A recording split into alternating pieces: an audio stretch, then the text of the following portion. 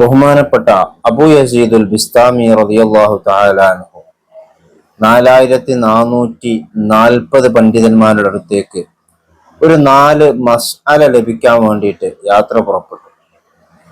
അങ്ങനെ 4440 പണ്ഡിതന്മാരിൽ നിന്നും ഇദ്ദേഹം ഉദ്ദേശിച്ചത് ഇദ്ദേഹത്തിന് ലഭിച്ചില്ല.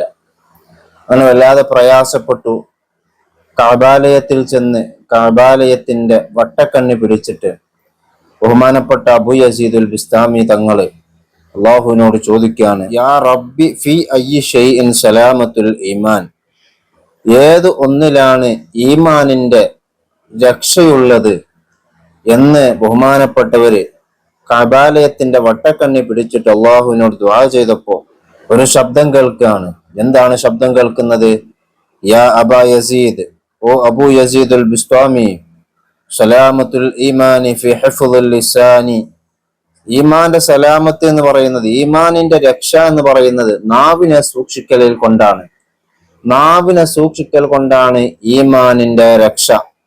ഏതിൽ നിന്നൊക്കെ? അനിൽ കദിബി വൽ ഗീബത്തി വൽ ഫഹ്ശി വൽ ഫുളൂൽ, കളവ് പറയുന്നതിനെ തൊട്ട്, ഗീബത്ത് പറയുന്നതിനെ തൊട്ട്, മോശത്തരങ്ങൾ, മേച്ചമായിട്ടുള്ള തോന്നിവാസങ്ങൾ പറയുന്നതിനെ തൊട്ട്, അതുപോലെ തന്നെ അനാവശ്യ സംസാരങ്ങളെ തൊട്ട് നാവിനെ സൂക്ഷിച്ചാൽ അവനക്ക് ഈമാൻ സലാമത്താകും, അവന്റെ മരണസമയം നല്ലതായിരിക്കുമെന്ന് അശരീരികൾക്ക്. വീണ്ടും ബഹുമാനപ്പെട്ടവര് കഅബാലയത്തിന്റെ വട്ടക്കണ്ണി പിടിച്ചിട്ട് ബഹുമാനപ്പെട്ടവർ ചോദിക്കുന്നു, യാ റബ്ബി ഫി അയ്യി ഷൈഇൻ സലാമത്തുർ റൂഹി വൻ നഫ്സി, ആത്മാവിന്റെയും ശരീരത്തിന്റെയും രക്ഷ ഏതൊന്നിലാണ്? വീണ്ടും ഒരു അശരീരി കേൾക്കുന്നു, യാ അബാ യസീദ്, സലാമത്തുർ റൂഹി വൻ നഫ്സി ഫീ തർക്കി ശഹവത്തി ദുനിയ വലദ്ദതിഹാ, ദുന്യവിയായ സുഖങ്ങള്, ദുന്യവിയായ ആസ്വാദനങ്ങള്, ഇതൊക്കെ ഇത് വെടിയുന്നതിലാണ്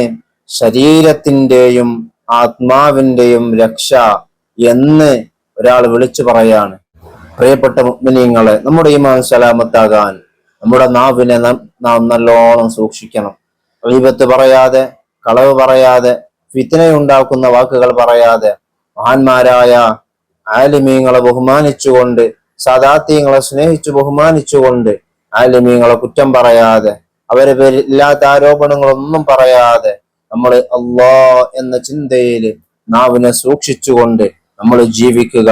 ദുന്യവിയായ സുഖങ്ങളിലൂടെ മാത്രം ജീവിച്ച്, ദുന്യാവിന്റെ സുഖങ്ങളും സൗകര്യങ്ങളിലും മാത്രം ആസ്വാദനം കണ്ടെത്താതെ, അതൊക്കെ താൽക്കാലികമാണ് എന്ന ചിന്തയോടുകൂടെ ജീവിച്ചാൽ നമുക്ക് ഇരു ലോകത്തും വിജയിക്കാൻ കഴിയും.